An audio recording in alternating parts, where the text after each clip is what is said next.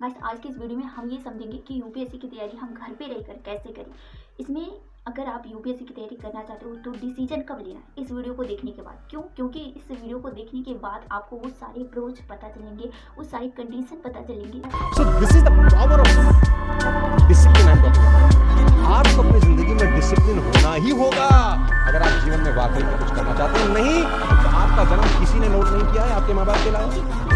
आपका जो जीवन चल रहा है साला किसी को मतलब नहीं है। कब तुम मर जाओगे किसी को टट्टू फर्क नहीं पड़ेगा। मैं बता रहा हूँ आप, nobody cares कब आए, कब जिए, कब मर गए, nobody cares। कंडीशन है और कैसे क्या स्टेप है देखने के बाद आपको ये पता चलेगा कि इसमें पेपर कितने होते हैं। लगभग सबको पता हो गया कि इसमें कितने पेपर होते हैं, बट इसमें पेपर के साथ साथ कौन कौन सी बुक लगती हैं, इसके साथ साथ आपको ये बताएंगे कि कौन से करंट अफेयर पढ़ना है, आपको आंसर राइटिंग कैसे करनी है। साथ में ये बताएंगे कि प्रीलिम्स अगर आ रहा है अभी, साथ में प्रीलिम्स के लिए आपको एमसीक्यू और जो पीवाईक्यू क्वेश्चन है वो कितना प्रैक्टिस कर सकते हो जिससे आपका पेपर निकल सकता है। साथ में ये भी अप्रोच करेंगे हम, साथ में ये भी बताएंगे कि डेली आपकी स्टडी प्लान क्या होनी चाहिए अगर आप घर से तैयारी करो। और साथ में ये भी बताएंगे कि रिविज़न यूपीएससी के लिए कितना मजबूत होता है। एंड इसमें ये भी बताएंगे कि किस सब्जेक्ट को आप ऑप्शनल चुनो। साथ में ये भी बताएंगे कि स्मार्ट तरीके से आप कैसे पेपर निकाल सकते हो। देखो, आप किसी भी पेपर के लिए तैयारी करो, जब तक आप उसमें अपना smart and hard work approach नहीं डालोगे, जब तक आप अपने स्मार्ट तरीके से काम नहीं करोगे, तब तक आपका पेपर नहीं निकलेगा। पढ़ने को तो बहुत सारे पढ़ते हैं, लेकिन वो कैसे स्मार्ट तरीके से पढ़ते हैं इस वीडियो में हम बात करेंगे। सलाह के रूप में मैं आपसे ये कहूँगी कि यूपीएससी में सफल कौन होता है इस वीडियो में यही जानेंगे हम, ठीक है। तो इस वीडियो को फुल वॉच कीजिएगा। और साथ में इसके पहले मैंने एक वीडियो बनाया है, लिंक उसका डिस्क्रिप्शन में दे दूँगी। एंड इसमें मैं लगभग 10 पॉइंट पे बात करूँगी, उसे आपको देखना है और सुनना है और समझना है, ठीक है। क्योंकि बहुत सारे स्टूडेंट हैं जो 12th के बाद यूपीएससी के लिए तैयारी करना चाहते हैं, बहुत सारे ऐसे हैं जो ग्रेजुएशन कर रहे हैं और साथ में ऐसे भी है जो ग्रेजुएशन कर चुके हैं और अब वो यूपीएससी के लिए तैयारी करना चाहते हैं। तो आप इस वीडियो के माध्यम से देख सकते हो। अगर आपको ये वीडियो अच्छा लगता है और आपके फ्रेंड्स या फिर दोस्त या फिर आपके घर में ही कोई यूपीएससी की तैयारी करना चाहता है तो इस वीडियो को उनके पास ज़रूर शेयर कीजिएगा। अब आइए वन बाय वन करके हम बात करते हैं, ठीक है। इसमें हम 10 पॉइंट को ज़्यादा ध्यान में रखेंगे कि आप कैसे शुरुआत कर सकते हो। पछतावा किसको होता है? ईमानदार आदमी को होता है जिसने मेहनत तक की है। वही बनता है जिसके अंदर कंसिस्टेंसी है। बहुत सारे लोग इस वीडियो को शुरू करेंगे देखने के लिए, लेकिन पूरा नहीं देखेंगे क्योंकि उनका माइंडसेट ही ऐसा हो गया है कि भाई हमें ऐसी चीज़ चाहिए जिसमें मुझे मज़ा आता हो, तो पहले कठिनाई करनी पड़ेगी।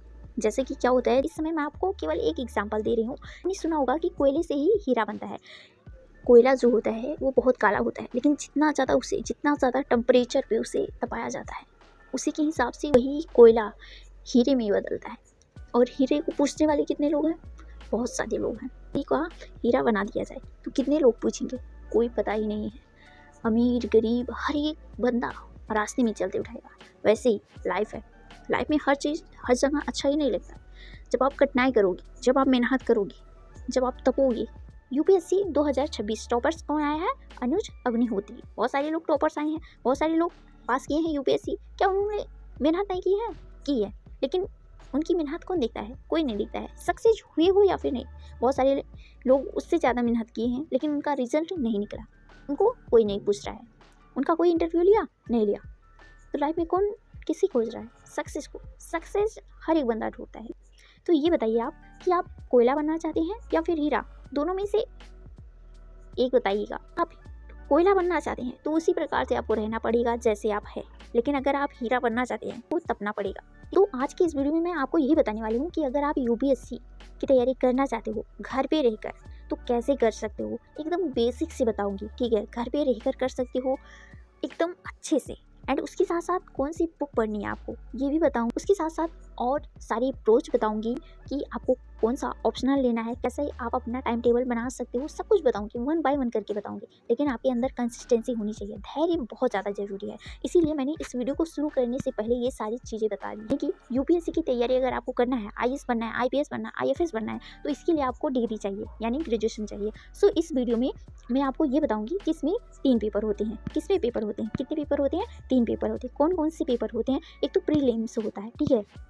प्रीलिम्स होता है। यहाँ पर खैर बहुत सारे स्टूडेंट जानते होंगे बट नहीं जानते हैं, तो मैं आपको बता दे रही हूँ। तो यूपीएससी में 3 पेपर होते हैं। नंबर 1 प्रीलिम्स, यहाँ पर प्रीलिम्स, दूसरा मेंस और तीसरा इंटरव्यू होता है। ठीक है, यहाँ पर आप देख सकते हो। यहाँ पर मैं आपको बता देती हूँ ये कि जो आपका प्रीलिम्स होता है ये भाई होता है आपका ऑब्जेक्टिव होता है। वहाँ से ही तैयारी आपको प्रीलिम्स प्लस मेंस दोनों को ध्यान में रखकर करनी चाहिए। अगर आपके पास समय है 2026, 27, 28 या फिर इसके आगे तैयारी करना चाहते हो तो आपको प्री एंड मेंस दोनों को साथ में लेकर चलना होगा। हर एक टॉपर से क्या करता है, पहले तो वो मेंस की तैयारी करता है। मेंस की तैयारी करता है यानी कि जो आप उसका मेंस होता है उस पर ज़्यादा फोकस करता है, एंड जो उसका ऑप्शनल होता है वो भी उस पर भी फोकस करता है। अब ऑप्शनल क्या होता है इसे भी आगे बताऊंगी। ठीक है, हमारा दूसरा नंबर है वो है सबसे पहले हमें कौन सी बुक पढ़नी है। ठीक है, बेसिक बुक आपको कौन सी पढ़नी, बुक का लिंक आपको डिस्क्रिप्शन में मिल जाएगा। अगर आप लेना चाहते हो या फिर देखना चाहते हो कि किस प्रकार से बुक है, कितने रुपए का है, तो सब कुछ देख सकते हो। ठीक है, तो यहाँ पर आप देख लो कि जो बेसिक बुक है मैं आपको बताऊंगी। तो यहाँ पर बेसिक बुक में आपको पहले रखा है कि जो पॉलिटी है वो बेसिक बुक में, एंड यहाँ पर हिस्ट्री भी, जियोग्राफी, इकोनॉमी, इन्वायरमेंट, एंड यहाँ पर नीचे है साइंस। ठीक है, ये सारी बुक हैं, लेनी होगी 6 से लेकर 12 तक। ठीक है, अगर आपका कमज़ोर है, बेसिक मतलब मजबूत नहीं है, तो आपको ये दोनों बुकें लेनी होगी, एक तो जियोग्राफी का और एक हिस्ट्री का। ठीक है, यहाँ पर ये दोनों बुक आपको लेना ही है, जिससे क्या होता है कि आपकी जो कन्फ्यूजन होते हैं, छोटे छोटे शब्द नहीं समझ में आते हैं, वो आपकी समझ में आने लगेंगे। मैं आपको ये बताना चाहती हूँ कि बहुत सारे ऐसे स्टूडेंट हैं जो अपनी तैयारी घर पे रहकर जो बेसिक चीज़ें हैं वो क्लियर करके तब बाहर जाते हैं पढ़ाई करने के। पॉलिटी के लिए एम लक्ष्मीकांत ले सकते हो, एंड जो आपका हिस्ट्री के लिए है स्पेक्ट्रम और एनसीईआरटी की बुक ले लेना। यहाँ पर मैंने प्रकाशन लिख दिया है। एनसीईआरटी जो आपका हिस्ट्री है इसमें 3 बुकें लगेंगी। ठीक है, एक तो प्राचीन भारत का इतिहास, मध्य भारत का इतिहास और जो आपका आधुनिक भारत का इतिहास है वो है। ठीक है, एक बुक मैंने बुक के बारे में लेंदी में बताया है, केवल बुक के बारे में कि कौन कौन सी बुक लेनी है, तो वहाँ पर मैं डिस्क्रिप्शन में उसका लिंक रख दूंगी, वहाँ से आप देख सकते हो उस वीडियो। जियोग्राफी के लिए अंत की एनसीईआरटी की बुक ले लें, और जो जीसी लियोन की बुक आती है ये स्टैंडर्ड बुक है। ठीक है, जो जीसी लियोन की है, एंड यहाँ पर 12th की स्टैंडर्ड बुक ले लें तब भी चल जाएगा अगर आपका बेसिक मजबूत है तो। ठीक है, और यहाँ पर बात करते हैं जो बेसिक एनसीईआरटी और करंट अफेयर आपको पढ़ना है किसके लिए, तो यहाँ पर आपको इकोनॉमी के लिए पढ़ना है। ठीक है, आपका इकोनॉमी है ना, इसकी तैयारी एकदम अलग होती है। क्यों होती है, क्योंकि देखो ये समझो कि जो आपका इकोनॉमी होता है जो करंट में होता है, ठीक है, उस पर ज़्यादा लोग ज़्यादा फोकस करते हैं। अभी देखो क्या अभी करंट में ज़्यादा है, जैसे कि जीडीपी का आधार वर्ष 2011-12 था, लेकिन अब उसे बढ़ाकर 2022-23 कर दिया गया है। करंट अफेयर साथ में बेसिक दोनों को लेकर साथ में चलो, उसी के हिसाब से आपको इन्वायरमेंट की भी तैयारी करनी होगी। यहाँ पर मैंने सबका प्रकाशन लिख दिया है। साइंस के लिए भी आपको लेना होगा। पहले तो आप क्या करें, polity, history, geography, economy, environment की तैयारी करें। ठीक है, कौन कौन सी बुक ले लें, तो आपको पहले ये सारी बुकें ले लेना है जो मैंने ऊपर ये 5 बुकें बताई हैं। ठीक है, ये ले लें और इसे बार बार रिविजन करें, तब आप आगे बढ़नी चाहिए। आपकी रणनीति ये है कि पहले आपको एनसीईआरटी पढ़ना है। ठीक है, उसके बाद आपको स्टैंडर्ड बुक पढ़ना है, फिर उसके बाद आपको रिविजन करना है। जब आपके बेसिक शब्द क्लियर होंगे, आप समझ रहे हो कि मैं क्या कर रही हूँ, जब आपके बेसिक शब्द क्लियर होंगे, अभी तो बहुत सारे लोगों से ये पूछ लो, हिस्ट्री में एक शब्द है जिसका नाम है उपनिवेशवाद, इसका मतलब क्या है? अगर आपको पता है तो नीचे कमेंट कर सकते हो, अगर नहीं पता है तो पता कर लेना। ये सारी चीज़ें आपको स्टैंडर्ड बुक में नहीं मिलेंगी, ये सारी चीज़ें आपको एनसीईआरटी की बुक में मिलेंगी, और एनसीईआरटी से ही क्वेश्चन पूछे जाते हैं। ऐसा मत समझना कि ये 11th-12th की बुकें हैं, यहाँ से नहीं क्वेश्चन आते हैं, यहीं से क्वेश्चन आते हैं भाई। अब यहाँ पर हम चलते हैं तीसरे पॉइंट पे कि करंट अफेयर। करंट अफेयर में भाई ये होता है महत्वपूर्ण कि यूपीएससी में लगभग 40 से 50 प्रश्न करंट अफेयर से जुड़े होते हैं। वही मैंने कहा कि डायरेक्ट करंट अफेयर से क्वेश्चन नहीं आ रहे हैं भाई, डायरेक्ट। अभी आप सोच रहे हो कि डायरेक्ट वही आ जाए, तो डायरेक्ट भाई हर एक पेपर में नहीं आता है, क्योंकि यूपीएससी में ऐसे ही क्वेश्चन आने लगे तो भाई सभी लोग पढ़ाई करते हैं, उनका निकल जाए, लेकिन कोई स्मार्ट तरीके से करता है तैयारी तो उसी का निकलता है। जैसे कि मैंने बताया है, जैसे कि यहाँ पर मैं बता रही हूँ, न्यूज़पेपर पढ़ना है। ठीक है, अगर आपके पास न्यूज़पेपर नहीं मंगा रहे हो तो वहाँ पर आप ये कर सकते हो कि आप अपने फ़ोन से पढ़ सकते हो। ठीक है, बहुत सारे क्लासेस यूट्यूब पर चलते हैं, द हिंदू का वो देख सकते हो, इंडियन एक्सप्रेस का देख सकते हो, ये भी देख सकते हो, PIB, गवर्नमेंट जो स्कीम आती है वो भी देख सकते हो, मंथली करंट अफेयर देख सकते हो, और गवर्नमेंट ने कौन सी स्कीम चलाई है इस पे ज़्यादा ध्यान देना है, और इंटरनेशनल रिलेशन पे ज़्यादा ध्यान देनी है। जैसे कि क्या होता है, अभी तो 3 देशों का सबसे ज़्यादा ट्रेंड में है। कौन कौन से देश हैं? एक तो यूएसए है, दूसरा इजराइल है, तीसरा ईरान है। ठीक है, ये तीनों देश से आपका हिस्ट्री में, ज्योग्राफी में, पॉलिटी में और अदर सब्जेक्ट से क्वेश्चन बन सकता है। अगर ईरान से क्वेश्चन आएगा तो कैसे आएगा? क्या यहाँ की भौगोलिक स्थिति पूछ सकता है? तो हाँ भाई, पूछ सकता है। डायरेक्ट ये नहीं पूछ सकता है किस किस देश के बीच में युद्ध हो रहा है। ऐसे भाई अगर तैयारी कर रहे हो ना कि किस किस देश से युद्ध हो रहा है, तो भाई ऐसा तो क्वेश्चन में आएगा ही नहीं। आप इस प्रकार से तैयारी करो जो मैंने आपको बताया अप्रोच, तो आपका प्रीलिम्स निकल जाएगा। प्रीलिम्स ही नहीं बल्कि मेंस दोनों निकल जाएगा। सो यहाँ पर मैंने आपको जो भी बताया उसी के हिसाब से अपनी तैयारी करनी है। इंटरनेशनल रिलेशन पे जैसा कि मैंने बता ही दिया, इन्वायरमेंट पे भी आपको फोकस करनी है, economy and science and tech पे भी फोकस करनी है। एंड अब मैं चलती हूँ चौथे स्टेप पे, नहीं तो वीडियो बहुत ज़्यादा लंबा हो जाएगा। तो स्टूडेंट क्या होता है ना कि जिनको हवा हवाई में देखना होता है वो तो दुखी हो जाते हैं, लेकिन जिनको सच में उनका विजन है, गोल है कि उन्हें कुछ करना है लाइफ में, तो वो बहुत ध्यान से देखेंगे, बहुत क्लियर से देखेंगे। उनका दिमाग केवल इसी पे होगा कि क्या बता रही हैं। चौथे स्टेप पे मैं आपको ये बताऊंगी कि आंसर राइटिंग प्रैक्टिस शुरू कर देना है किसी 2027-28 वाले स्टूडेंट के लिए। ठीक है, तो यहाँ पर आपको बहुत से छात्र यह गलती करते हैं। क्या गलती करते हैं कि मेंस आंसर राइटिंग देरी से शुरू करते हैं। क्यों करते हैं? क्योंकि उन्हें ज़्यादा समझ में नहीं आता है, वो उसी में फंसे रहते हैं। 1-2 क्वेश्चन कर लिया करो भाई, ये बहुत अच्छा रहेगा। ठीक है, सही तरीका यानी कि 6 माह के बाद आंसर राइटिंग शुरू कर देनी चाहिए। जो जिनका लगभग 5 से 6 महीना हो गया है उन्हें आंसर राइटिंग शुरू कर देनी चाहिए। अगर आप एक क्वेश्चन है उसका पहले आपको इंट्रो लिखना होगा। ठीक है, फिर उसके बाद उसका बॉडी पार्ट, फिर उसके बाद उसका क्या निष्कर्ष निकलता है, क्या उसका कंक्लूजन है, इससे आपके अंदर क्या होगा, क्रिटिकल थिंकिंग, प्रेजेंटेशन स्किल और स्पीड, तीनों में आपका विकास होगा। तो जितना आपका अच्छा मीन्स आंसर राइटिंग रहेगा उतना आपका मीन्स निकलने का चांस ज़्यादा हुआ है और आप रैंक में टॉप 10 में आ सकते हो। कि पांचवा हमारा स्टेप ये है कि प्रीलिम्स के लिए एमसीक्यू प्रैक्टिस। 2026 में जो स्टूडेंट पेपर दे रहे हैं प्रीलिम्स का, वो भी उन्हें भी ध्यान से सुनने की ज़रूरत है कि अगर आप एमसीक्यू क्वेश्चन और पीवाईक्यू क्वेश्चन प्रैक्टिस करो तो बहुत अच्छा करो और उसी के हिसाब से आप अपनी टॉपिक को पढ़ें। ठीक है, जो आपका हिस्ट्री है, जियोग्राफी है और अदर सब्जेक्ट है, लेकिन आपको जो इकोनॉमी है, इन्वायरमेंट है, साइंस एंड टेक है, इसे आप करंट अफेयर से रिलेट करके पढ़ना है। रोजाना कम से कम आपको 20 से 25 एमसीक्यू क्वेश्चन सॉल्व करना ही है। क्यों करना है? क्योंकि यहाँ से आपका अप्रोच सही होगा कि हाँ किस प्रकार से क्वेश्चन बन रहे हैं। और पीवाईक्यू क्वेश्चन ज़रूर करना है। वीकली मॉक टेस्ट देना है जो 2026-27 में देना चाहते हैं। ठीक है, क्या होता है कि जब आप मॉक टेस्ट दे रहे हो, अगर आप वीकली नहीं दे रहे हो तो महीने में ज़रूर 1 बार 2 बार दे दिया करो, क्योंकि इससे आपका पता चलता है कि आपकी तैयारी किस प्रकार से चल रही है। ठीक है, सबसे महत्वपूर्ण ये होता है बाई क्वेश्चन होता है, ये अक्सर सिमिलर पैटर्न में पूछा जाता है। 6वां पॉइंट हमारा ये है कि डेली स्टडी प्लान कैसे करें। आप अगर शुरुआत करें तो लगभग 3 से 6 घंटे के बीच में ज़रूर पढ़ाई करें, यानी कि 3 घंटे पढ़ें, फिर उसके बाद 4 घंटे, फिर उसके बाद 5 घंटे। उसी के हिसाब से आप अपनी तैयारी बढ़ाते जाएं और एक स्टडी प्लान बना लें कि हाँ इतने दिन में मुझे ये सब्जेक्ट कवर करना है और ऐसे करना है, इसमें मुझे ये प्रैक्टिस करनी है, क्योंकि यहाँ पर आपको मेंस को साथ में लेकर चलना है जो 2027-28 में दे रहे हैं। ठीक है, तो यहाँ पर और देखते हैं कि जैसे कि मैंने यहाँ पर 1.5 घंटे लिखा है कि आपका जो स्टैटिक सब्जेक्ट है उसे कवर करेंगे। 1 घंटे के अंदर आपको करंट अफेयर कवर करना है।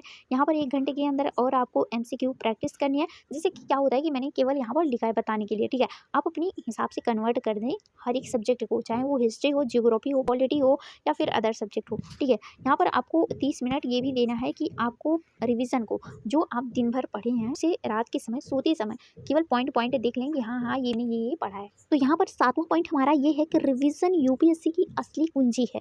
क्या है असली कुंजी? मतलब कि यूपीएससी में रिवीजन के बिना सफलता लगभग असंभव है। जी हाँ, आपने सही सुना, असंभव है, क्योंकि बहुत सारे लोग हैं भाई तैयारी करने वाले। अभी आप ना मैं बताऊं कि जो बंदा हिस्ट्री पढ़ा है, मैराथन क्लास हिस्ट्री देखता है, अगला टीचर हिस्ट्री पढ़ा रहा है तो इसको पढ़ा है आज, फिर जाएगा उस टीचर को देखने। ये नहीं सोचता है, ये अपने माइंड में नहीं लेकर चलता है कि जो उस टीचर ने मुझे पढ़ाया उसे रिविज़न कर लूँ। अपने मुख से नहीं पढ़ना चाहता है, केवल उसे सुनना है, केवल सुन के पढ़ना है। रूल ये है कि आपको एक किताब को 4 से 5 बार पढ़ना है। वो कैसे पढ़ना है? ध्यान से पढ़ना है। बहुत लोग ना 15 से 20 बार पढ़ लेते हैं लेकिन नहीं समझ में आता है। इसका मतलब है कि ध्यान से पढ़ना है, यूट्यूब की मदद ले लेनी है और छोटे नोट्स बना लेना है। हर रविवार को आपको रिवीजन करना है। 8वां पॉइंट हमारा ये है कि ऑप्शनल सब्जेक्ट जल्दी चुनना है। कौन सा चुनना है, किस पे ज़्यादा फोकस करना है, यहाँ पर मैं आपको ये बताऊंगी। ठीक है, अगर आप यूपीएससी की तैयारी करो, यहाँ पर आपको एक ऑप्शनल चुनना होता है जिसमें आप हिस्ट्री, ज्योग्राफी, कोई भी सब्जेक्ट ठीक है चुन सकते हो। ऐसा नहीं है कि आपने ग्रेजुएशन में जो किया है वही यहाँ पर करोगे या फिर वही यहाँ पर ऑप्शन के तभी आपका निकलेगा, ऐसा कुछ नहीं है। यहाँ पर आपको अपने इंटरेस्ट के अनुसार चुनना होता है।